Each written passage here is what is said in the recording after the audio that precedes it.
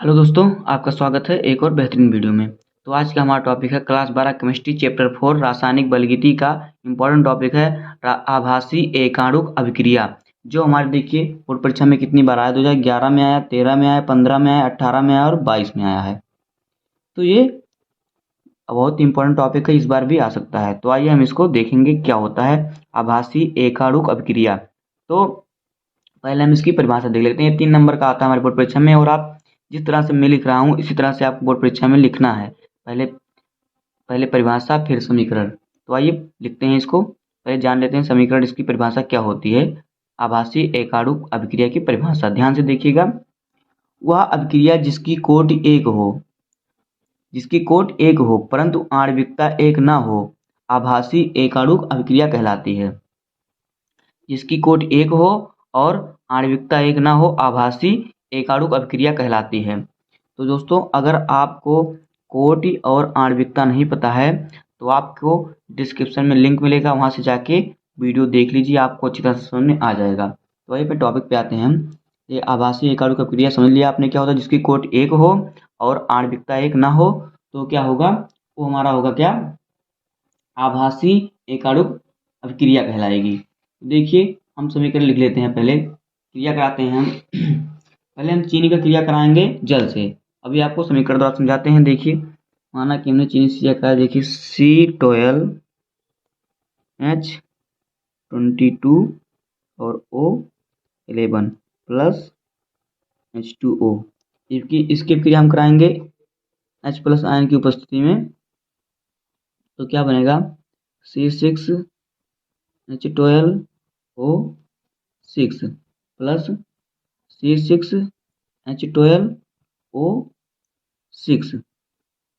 तो देखिए ये हमारा क्या है, ये हमारा है आभासी एकाणुक अभिक्रिया। कैसे, क्योंकि इसकी जो कोटि है एक है और आणविकता एक नहीं है, दो है। तो आइए हम आपको दिखाते हैं इसकी कोटि कैसे एक है। तो देखिए ये जो हमारा जल है, इसके वेग में परिवर्तन में, इसका जब वेग में परिवर्तन, सांद्रण के वेग में परिवर्तन होगा तो अभिक्रिया पर कोई प्रभाव नहीं पड़ेगा। तो यहाँ पे जो ग्लूकोज हमारा हुआ बना है वो सिर्फ इसी के सांद्रण के वेग में परिवर्तन पर निर्भर करता है, इसलिए इसकी कोटि एक होगी। इस पर निर्भर नहीं करेगा तो जो हमारा ये है तो कोटि इसकी एक ही होगी।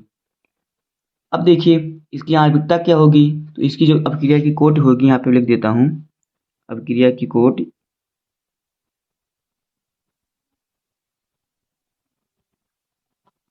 अभिक्रिया की कोटि अभिक्रिया की कोटि एक और आणविकता कितनी होगी। तो आपने समझ लिया कि कोटि कैसे एक होगी, क्योंकि जो जल है उसका जब वेग परिवर्तन पर कोई, इसका वेग परिवर्तन होगा तो इस अभिक्रिया पर कोई बदलाव परिवर्तन नहीं होगा। और ग्लूकोज जो हमारा है, एक ग्लूकोज है एक फ्रुक्टोज है। तो ग्लूकोज जो है इसका सिर्फ इसी के वेग, सांद्रण के वेग परिवर्तन पर अभिक्रिया का निर्धारण होगा। तो इसलिए इसकी कोटि एक होगी, क्योंकि जल का कोई परिवर्तन नहीं तो इसका जो अभिकारक है, अभिकारक एक ही माना जाएगा, इसका कोई परिवर्तन नहीं होगा। तो देखिए इसकी आणविकता क्या हो जाएगी। आणविकता क्या होता है, आणविकता हमारा, आणविकता जो होता है वो अभिकारक के अणुओं की संख्या पर निर्भर करता है, उसे हम आणविकता कहते हैं। अभिक्रिया के अणुओं की संख्या, जो अभिक्रिया होती है उसके अभिक्रिया के अभिकारकों के अणुओं की संख्या, न्यूनतम अणुओं की संख्या को हम आणविकता कहते हैं। तो देखिए इसमें हमारा दो अभिकारक है, एक चीनी और एक पानी। ये चीनी का सूत्र है और पानी का, जल का सूत्र है।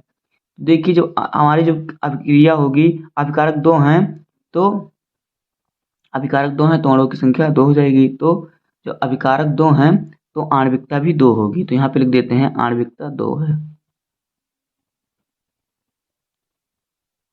आणविकता दो है। क्यों दो है, क्योंकि इसमें अभिकारक दो हैं। और और आप देख लीजिए एक अभिकारक और देख लीजिए। देखिए जो अभिक्रिया है ना, इस अभिक्रिया की कोट एक है, मैंने आपको बता दिया, क्योंकि जो H2O है इसके सांद्रण पर कोई परिवर्तन नहीं होता। और अब इसका जो आणविकता है, आणविकता दो है। आप इस तरह से लिख लीजिए। पहले एक और फिर आपको दिखा देते हैं एक समीकरण और लिख के। मान लीजिए एक समीकरण हमारा हो गया CH3COO COO CH3। इसकी अभिक्रिया हम कराएंगे किससे? जल से करा देते हैं H+ आयन की उपस्थिति में। देखिए क्या बनेगा, CH3COOH और प्लस CH3OH, ये बनेगा। दोस्तों देख लीजिए, इसकी भी क्या कोट एक होगी। क्यों? क्योंकि H2O के सांद्रण पे कोई परिवर्तन नहीं होगा, तो इस सिर्फ एक ही अभिकारक के सांद्रण परिवर्तन होगा, तो इसकी कोट एक होगी, इसकी भी कोट एक ही होगी। तो यहाँ पे लिख देते हैं कोट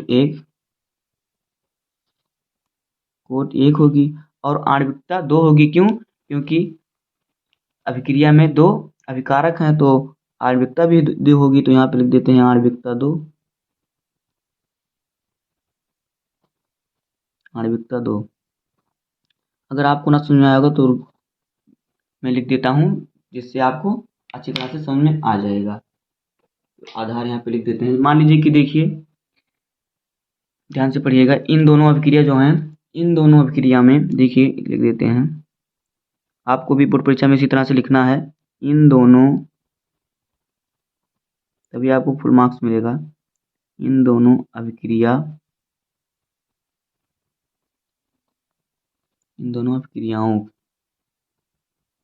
अभिक्रियाओं की कोट एक है।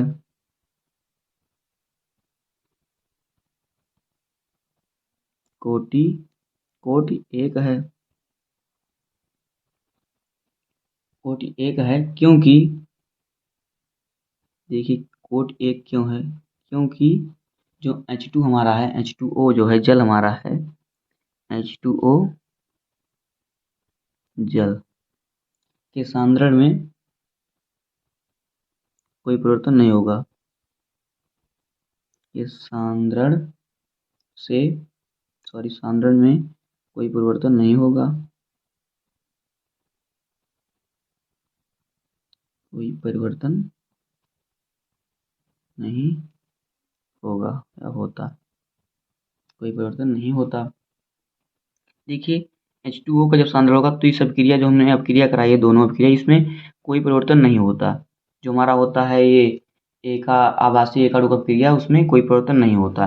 किसी भी अभिक्रिया में, जैसे कि आणविकता और फिर कोटि है, तो इसमें ये जो है कोटि में H2O होगा, तो उसके जो H2O होता है उसका सांद्रण में कोई परिवर्तन नहीं होता। अभिक्रिया से इसकी सांद्रण पर अभिक्रिया से कोई मतलब नहीं होता, इसमें कोई परिवर्तन नहीं होता। तो देखिए हमने लिखा है कि इन दोनों अभिक्रियाओं की कोटि एक है क्योंकि H2O जल के सांद्रण में कोई परिवर्तन नहीं होता। लिख देते हैं, जबकि इनकी आणविकता 2 है। इनकी आणविकता, आपको भी बताया कि आणविकता 2 है। इनकी आणविकता 2 है, अतः ये आभासी एकाणुक अभिक्रिया हैं। आभासी एकाणुक